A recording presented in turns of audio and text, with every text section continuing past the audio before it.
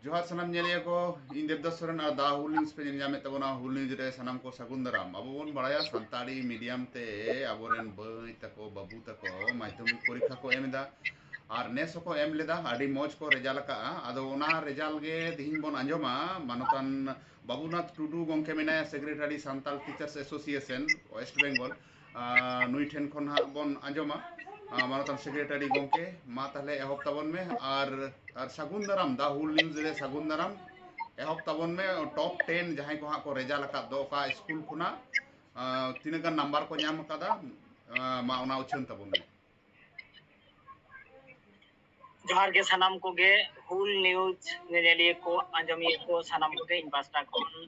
waste Bengal Santal teachers association पास्टा कोन ओना सासाते गाती कापाती जहां तिने अब सांताली धर्मी अब संगठन को मेना ओना तरफ पास्टा कोन मानव जोहारिन चाल को कना सनाम गे मन बड़ाया 2 तारीख रे मे मास रिया 2 तारीख रे अबोरेन जहां दो परिषद रेन सभा गमकी डॉक्टर रामानुज गांगुली अब तो बांग्ला मीडियम रेजाल्ट उछन कदा अब खूब भागी भाव तेबन बुझ कदा बन आदि दुख बुझे कना जे अब वेस्ट बेंगल रेन जहां दो मध्य शिक्षा परिषद रेन सभा गमकी डॉक्टर रामानुज गांगुली नुई दो सांताली मीडियम भाकरा ते दो मिक कथा हो बाय रोड कदा से अब लेकाते दो टॉप 10 हो बाय उछन कदा तो नोडे वेस्ट बेंगल सांताल टीचर एसोसिएशन ओना साथे भारत जाकर माजी परगना महल से West Bengal forum for ship the right to Santali education writers association खन एहब कते आरहो जहां तिने गाती गापाती को मेना को नुकु को गड़ो हताव कते ओना बेगर हो आबो सारा पश्चिम बांग्ला रे सांताली मीडियम ते जहां तिन स्कूल चला कना नोआ स्कूल रेन सनाम एचएम से टीआईसी नुकु को गड़ो हता हुई कना ओना साथे सांताली मीडियम रेन माचेद गुमकी को गड़ो हता हुई कना नुकु को तुनकी तलाश ते जे आबो जहां नोआ रेजल्ट मो जाम कदा से तिहिन इनि छनिदा जहां दो अब तो पर्सद बनुआ ओना लेकाते इनि मेनिदा जे 99.99% नोआ रिजल्ट उछेनो कना नासिना होयतो 0.001% होयतो हिरी ते दाड़िया ओना होते अब दो नितो दो जेहेतु बोर्ड बनु तबना नोआ लेकाते जा उछेन हुय कना नोआ गे अब दो नितो दो अपनार का हुय तबना जेमन नितो अब जहां रिजल्ट रे स्टेन बन नेल नामेदा जहां नितो बेनाव हुई कना पहलो रेगे अब दो रोमनी टुडू उनी दो हुई कना चांदड़ा के एसएच हाई स्कूल जहां दो बाकुड़ा जिला रे नोआ दो मेना सालतोड़ा सर्किल सालतोड़ा ब्लॉक रे नुई रोमनी टुडू आबोरन पठुआ 570 नंबर नाम कते सारा वेस्ट बेंगल रे जहां दो बोर्ड रे परीक्षा हुई कना माध्यमिक रे नोआ रे अब फर्स्ट कान तबनाय और ओना साथे ओना स्कूल रेन गे गोपाल सोरेन बाबू नुई हो चांदड़ा के एसएच हाई स्कूल जहां दो बाकुड़ा जिला सालतोड़ा ब्लॉक मेना से सालतोड़ा सर्किल मेना नोआ रे नुई दा बदे सेकंड कान तबना नुया नंबर दो हुई कना 567 नंबर और जहां अब दो थर्ड पोजीशन सेकंड पोजीशन इकैन तबना पे जे सेकंड पोजीशन रेगे आरहो मिटang बाबू मेनाया जहां दो हुई कना सुसर हेम्ब्रम नुई सुसर हेम्ब्रम दो हुई कना दामोदरपुर धीरेन्द्र विद्यापीठ नुई दो पश्चिम मेदिनीपुर स्कूल कना नुई हो 567 नंबर नाम का तबना नुई जुंगमो सेकेंड अकाना किन बार हर गोपाल सोरेन नुई दो चांदड़ा के एसएच हाई स्कूल और सुसर हेम्ब्रम नुई दो हुई कना दामोदरपुर धीरेन्द्र विद्यापीठ आदो नितो एंडे खान दो अब दो अकोय थाड़ कान तबना ओने ओना बन अंजम गद लेगे रोहित हेम्ब्रम नुई दो हुई कना मेघियापाड़ा हाई स्कूल खन माने उत्तर दिनाजपुर जिला दो उत्तर बंग रिया रेजाल्ट अब नेस बन नेला सांताली मीडियम रिया आदि भागी को रेजाल्ट कदा अब रेन पठुआ को नुई बाबू दो 560 नंबर नाम कते तेसार अकान तबनाय ओना साथे नितो दो फोन नंबर रे जहाय हामेट का तबना प्रियंका टुडू नुई स्टूडेंट दो चांदड़ा के एसएच हाई स्कूल रेन कना ये जहां दो बाकुड़ा जिला 555 नंबर नाम कते अब फोर्थ पोजीशन हामेट कदा और परिमल मांडी नुई दो 549 नंबर नाम कते पंचम अकान तबनाय नुई दो नुई बाबुआ स्कूल दो हुई कना लोहाट हाई स्कूल जहां दो पुरुलिया जिला रे नोआ दो मेना नितो दो ओना टाइम दो हुई कना षष्ठ नंबर जहां षष्ठ पोजीशन जहां हमें टका तबना उनी दो हुई कना बबीराज ববিরাজ কিসকু নুই দ মন্ডলকুলি নেতাজি বিদ্যাপীঠ মন্ডলকুলি নেতাজি বিদ্যাপীঠ বাঁকুড়া জেলার নোয়া দ মেনা তাবনা আর নুই বাবু দ নাম্বারে নাম কাতা 546 নাম্বার নাম কাতে নুই দ ষষ্ঠ তুলুই আনাং পজিশনে হামেট কাত তাবনা নোয়া তায়াম দ হুয়ুগ কানা সজল মুর্মু নুই বাবু দ 539 নাম্বার নাম কাতে সপ্তম আকান তাবনাই নুই বাবু স্কুল দ হুয়ুগ কানা চোরদিঘি হাই স্কুল जहाँ दो मुर्शिदाबाद जिला अब उत्तर बंग से नोआ दो अने एनानी लई के लेका जे सान्ताली मीडियम रे हो उत्तर बंग से नितो द आदि काजाक साला अबरेन बाबू माई ताको को रेजाल्ट तबना सजल मुर्मू जहाँ सप्तम पोजीशने हामेट का तबना नुई द चोरदिघी हाई स्कूल मुर्शिदाबाद रेन कना नितो द अब दो जहाँ अष्टम से इरेलानांग थाक रे जहाँ मेनाय तबना नुई द हुयु कना शुभजीत मार्डी बाबू नुई दो मेघियापाड़ा हाई स्कूल आबार उत्तर बंग से नवा पोजीशन चलावेन तबना उत्तर दिनाजपुर रे नुई बाबू नंबर दो हुयु कान ताया 531 नंबर और अब दो 9th पोजीशन जहां नुई दो हुयु कना कुनमी सोरेन नुई दो हुयु कना ढेकीकाटा एनआईजीएस जहां दो अब बांकुड़ा जिला रे मेना नवा एनआईजीएस माने न्यू इंटीग्रेटेड गवर्नमेंट स्कूल जहाँ बांकुड़ा जिला रे मेना सान्ताली मीडियम रे नुई 9 तकान तबना आरेयाना थाक रे मेनाय तबना नंबर दो हुयु कान ताया 529 नंबर और नितो आबो दो जहाँ दो 10th पोजीशन जे गेलाना थक रे जहाँ मेनाय तबना उनी दो हुयु काना उमेश किस्कू बाबू नुई दो चांदड़ा केएसएच हाई स्कूल रेन कनाये Chandra KSH high school Bankura जिला जहाँ दो 517 नंबर नाम का तबना नुई बाबू दो और ओना बेगर हो आरो मिटांग बाबू कोड़ा काजाक साला रेजाल्ट का तबना जहाँ दो उत्तर बंग खन अब बन नेलेया सिदम टुडू नुई मेघियापाड़ा 515 नंबर नाम कदा नुई दो आदि ने सरहाव लेकानि कान गया हयतो टॉप 10 बांग रे 11th पोजीशन रे गेलमिन आनांग थक रे मेनाय तबना तो नुकु को बाबू से मई ताको जहाँ दा अब सान्ताली मीडियम रेन पठुआ को 2024 साल माध्यमिक वेस्ट बेंगल बोर्डा माध्यमिक बिनिट सान्ताली मीडियम लेकाते जहाँ नोआ उछन होइना नुकु बाबू मई ताको जहाँ भागी को रिजल्ट के तबना नुकु भाकराते इनिन मेना आयमा आयमा सरहाव से थुम चाल हुयु कना जाते आपे लाफांग सेचेद रे आरहों भागी भाव पे पढ़ाव तबना और भागी नोंगा के पे रिजल्ट तबना और नोडे इनिन मेनदा जहाय बाबू ताको से मई ताको होयतो दमे भागी रिजल्ट बांग होये कान तापेया से मिद बारिया बाबू मई ताको दो होयतो कालम आरो एम होये तापेया आपे बाबू मई ताको को हो इन पास्ता कोन संगठन पास्ता कोन West Bengal Santal teachers association पास्ता कोन आपे हो आयमा आयमा सारहा और दुलर थुम एम होये कना आपे अवश्य दाराय कान सेरमा रे भागी पे रिजल्ट से जहां होयतो कलम आरो परीक्षा एम हुयो तपेया आपे अवश्य पे पासा तो नेसा अब जहां सान्ताली मीडियम ते नय जे परीक्षा होयन तबना तो प्राय अब नोडे नेलोगो कना 442 जन पठुआ सान्ताली मीडियम ते माध्यमिक रे परीक्षा को एम के तबना और पास रे हार दो हुयो कना प्राय 98% लेका माने अब सान्ताली मीडियम ते अब हयतो बांग्ला मीडियम रे आबन नेल कादा मने होय 85-86% नोंका कना पास रे हार तो अब दो प्राय 98% को पास किदा तो नोआ 98% पास रे विशेष करे जहाँ तीर अब सान्ताली मीडियम स्कूल को मेना उत्तर खन दक्षिण पूर्व खन पश्चिम नोआ स्कूल रेन एचएम से टीआईसी को से सान्ताली मीडियम रेन माचेद को नुको ओसाम भीड़ गड़ो मेना ताकोआ नुका ओसाम भीड़ गड़ो से नुको नो जे ठीक ठाक पुथी पत्र बांग क्लासरूम बांग से बई पत्र ठीक ठाक को बांग सेटेरो कना नोआ को अनार तलाते हो नय जे अबरन बाबू मई ताको को भागी को रिजल्ट किदा उना दा आदि के गौरव रिया कना और जतखन बिसी दो सरहाव बड़ाई एम अचो हुयो कना जे अबरन को सान्ताली मीडियम रेन गो बाबा ताको जहाय दो सान्ताली मीडियम ते निजेरा पारसी ते अगरन बाबू मई ताको ओलो पढ़ा को सेला चेतबा नको को हो संगठन पासा कोन आइमा आइमा सरहा बाबू मई ताको मा हेगे और हो जतखन बिसी सरहा द इन बड़ाई चेतबा एखोन अब दो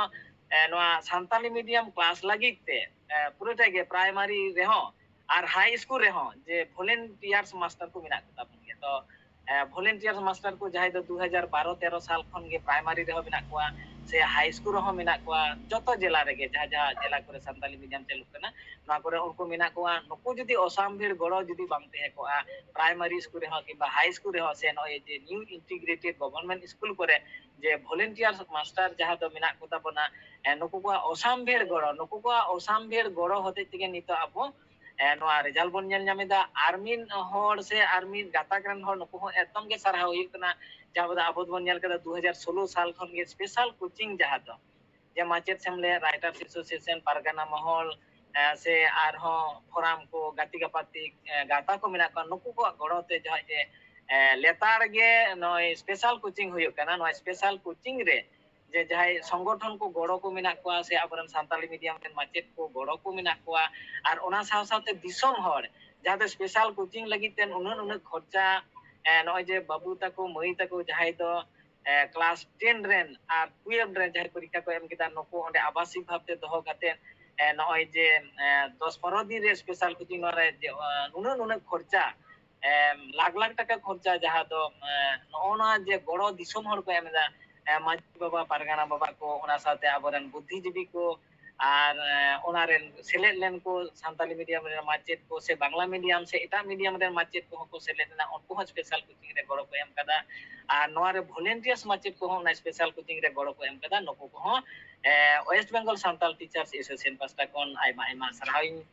बड़ाई चेत बना आ नोंडे खाट्टो मछते जहां लई किना मिद बार कथा बांग मेन लेखान गे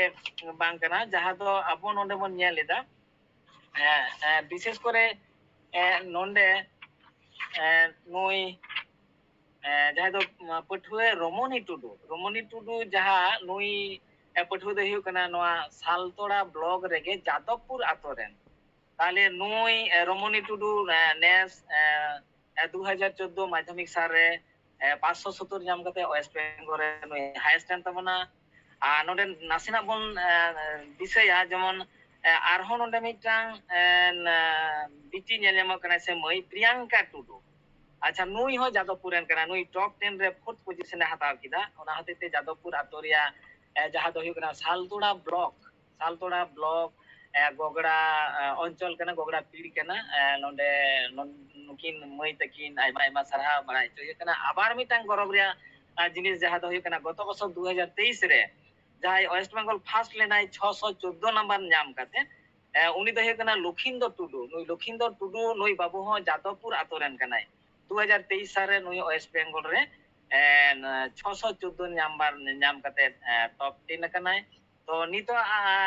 विशेष करे जदी आबो एटा मीडियम बोन नेल के ताहले खान नोआ जादवपुर आतो रे तो मन है सांबादिक कोते को छैला पिया ओना आतो रे हयतो धुड़ी को डिगलेव किया तो बांग्ला मीडियम रे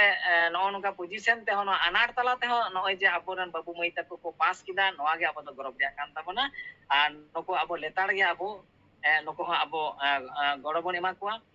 नेसा रेजल्ट रे टेंडेंसी जदी आबो 570 रे हाईएस्ट बोन नेलदा गत बছর दो 614 रे तबे जहां तीन टॉप 10 रे को हेया कना नेस दो उनको तो जतो के किंतु 500 चितान रे गत बार से आगेर बছর करे आबो बोन नेल कादा जे हयतो टॉप 10 रे हो 477 से 468 गत बছর या जेमन 400 खन बिलो नंबर ते हयतो टॉप 10 रे को हेय कना नेसा रेजल्ट रे आबो टेंडेंसी जहां बोन नेलदा ओना दो जतो के 500 चितान रे कना नोआ दो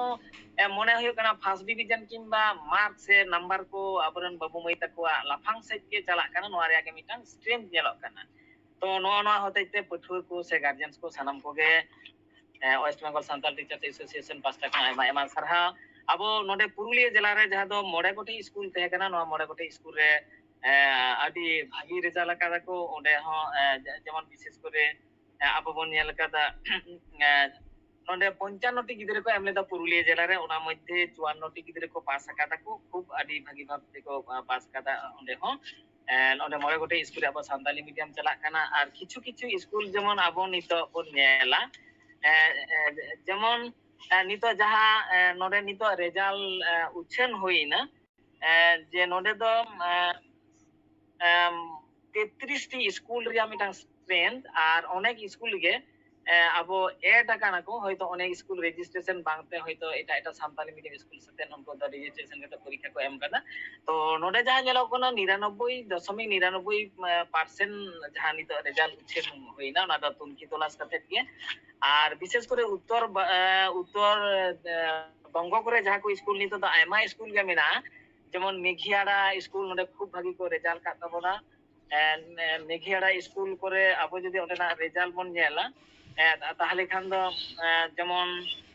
50% খন হয় চেতান উনকো ফার্স্ট ডিভিজন রেকো পাস কাট তাবনা মেঘিয়াড়া এখন 7 জন গিদরে কো এমলে তাবনা উনকো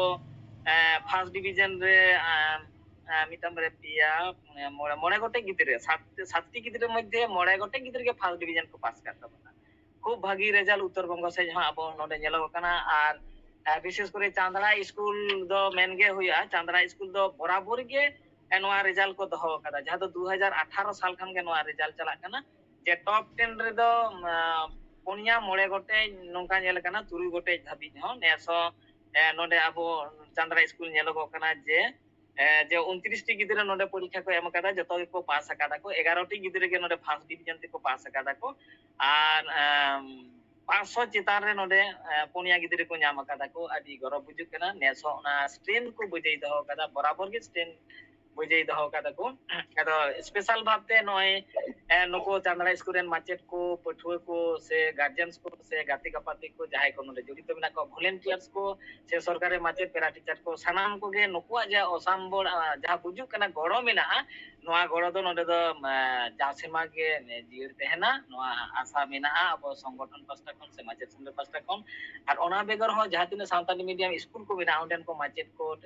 টিআইসি কিংবা এইচএম को কিংবা ভলেন্টিয়ার্স को গার্জিয়ানস को সানাম को गे আর গাতিকা পাতি को जाय জড়িত মেনা को उनको हो যাহার হয়তো স্কুল করে আবো বন মনে দা নোয়া করে তো হয়তো রেজাল্ট কম জুরি ñok গিয়া ওনা করে তো আবো আর হ গড় বন এমা को নোডে নাসিনা মনে হয় উল্লেখ রিয়া দরকার মেনা আবো নোয়া সারা পশ্চিম বাংলা রে ওকা করে আবো সাঁওতালি মিডিয়াম স্কুল চালাক কানা যেমন আবো তো বাঁকুড়া জেলা রে যদি আবো বন ñela তাহলে Chandra KSH high school Kamalpur Netaji high school Hirbandh high school Onda high school Taldangra boys girls বানারগে রানীবান্ধ বয়েজ গার্লস বানার মন্ডলকুলি হাই স্কুল এরপর ধানাড়া বিক্রমপুর রায়পুর নদে বয়েজ গার্লস মেনা ফুলকুসমা বয়েজ গার্লস মেনা আর নডে আবার ইন্টিগ্রেট কো বাঁকুড়া জেলা করে যাহা মেনা ওনা দ ডুমুর তোর মেনা ব্রাহ্মণ ডিহা ঢেকিকাটা কাঠালিয়া নোয়া को मेना एरपर पश्चिम मेदिनीपुर करे आबो सान्ताली मीडियम स्कूल जहाँ को चला कना ओना तो सीतेनाथपुर एरपर दामोदरपुर धीरेन्द्र विद्यापीठ निकुड़सिनी एरपर नेपुरा बिजुला रानी ओना साथे बारिदा चला कना एरपर गोहाल बुड़ा নোয়া को पाँचखुरी सातगेछिया बड़ो मागुर गेड़िया নোয়া को पश्चिम मेदिनीपुर आबो নোয়া को सान्ताली मीडियम ते स्कूल चला कान तमना হ্যাঁ আবো যাহাই কো নকো এই মাধ্যমিক কো পাস কেত তাবনা আবরেন পঠুয়া কো সাঁওতালি মিডিয়াম তে তাহলে বিশেষ করে আবো সায়েন্স তো নডে তো চান্দড়া রে মিনা তাবনা চান্দড়া কেএসএইচ হাই স্কুল 3 তারিখ খন 13 তারিখ পর্যন্ত ফর্ম হাতা হইয়ে পেরে হইয়ে আর জমা হইয়ে আর আবো বন ñela বেল পাহাড়ি রে মিনা আর ওনা সাথে পুরুলিয়া রে মিনা तो बेल पहाड़ी और चांदड़ा नंदा हॉस्टल मिना अब लोहाट रे मिना सान्ताली मीडियम ते साइंस नंदे दो हयतो हॉस्टल तो बानुआ नोआ करे अब तो साइंस रे को भर्ती ताबना और विशेष करे जहाय बाबू माई तको हयतो भर्ती अनाट नोकाना को बुझा ताहले उनको तो West Bengal Santal teachers association पास्टर रे को जोगाजोग मा ओना बेगर हो निजे निजे स्कूल रेन माचेत गमकी को नुकु दो सान्ताल माचेत सेमलेट साथे जड़ित मेना को उनको माचेत गमकी दाराते हो अकोय ओका स्कूल करे को भर्ती आको उनको ठे उनको तो गड़ो को ñama আর বিশেষ করে যাহাই को मनवा ये पढ़ा लगित को कटि नित हो को बतरो कना संताड़ी ते नुकु चे दुई सुदिस एम माकोआ सान्ताली मीडियम ती तो बतर रे तो चिन्ह हो बनुआ नित तो क्रेमेसे आबो जहां बन ñeliदा जे होयतो 100% आशा आवरी पूर्ण तबना से सरकार हो नित आवरी एमा बना एनते रहो नय जे दिसम होड़ा गड़ो मेना वॉलंटियर्स माचेट खन एव कते आबरेन सरकार माचेट खन एव कते नुको असामभेड़ गड़ो एम कते को पढ़ायत को आ नोआ रे लाफांग सेचेत धाबी हो आबो पढ़ाव रिया जस मेना तबना जेमन आबो साइंस ते बाकुड़ा यूनिवर्सिटी रे मेना तबना जहां दो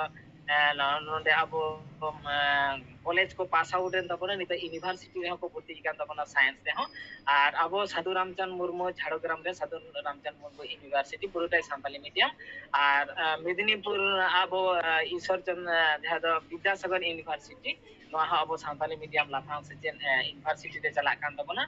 और लालगढ़ रे अब तो मेना तबना पुरोटाई मीडियम लेकाते कॉलेज मेना तबना और नोना को मेना बीएड चला कान तबना अब माने बतौर सानताली रेना तो मीडियम चेन हो बनुआ एकदम यूनिवर्सिटी तो को पढ़ाओ गानोआ असुविधा तो चेन हो बनुआ नार्सारी खन यूनिवर्सिटी पर्यंत अब सानताली मीडियम ते अड़ी अड़ी नोआ रे हो अड़ी अड़ी सरहाव और मानोत जोहार गोंके ना दा हुल न्यूज रे नोना खबर उछन लगिते और जहां नेनेलिए को हो उनको को आपे अड़ी अड़ी सरहाव और मानोत जोहार बड़ा हियू कना नोआ खबर पासनाव तबन पे लाइक तबन पे कमेंट तबन पे शेयर तबन पे और अबोरन गिद्रे पठुआ बाबू मई तको जहां को पढ़ा लगी जहाना गे एटकेटोड़े हुआ सांताल टीचर्स एसोसिएशन मेना कोआ और ना जहां स्कूल कोरन को पढ़ा कना ओना स्कूल रेन माचेत को सांगते जोगाजोग तबन पे मा एनखान गोंके और सनम कोगे हुल जोहार साराम कोगे हुल जोहार